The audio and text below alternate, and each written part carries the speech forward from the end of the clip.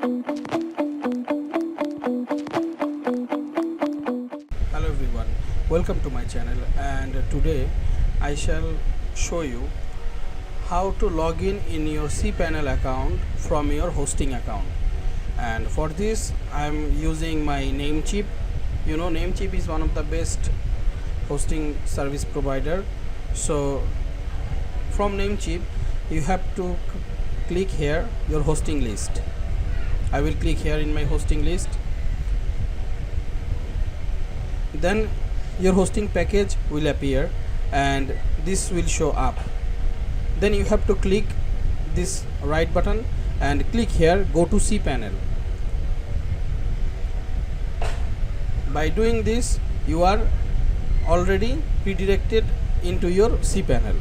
So this is very easy and time saving task. So if you want to log in your cPanel and easily, you can do this. And I must tell you that most of the time it happens that we forget our cPanel access or cPanel password, and using this technique will be time saving for us. Thank you so much.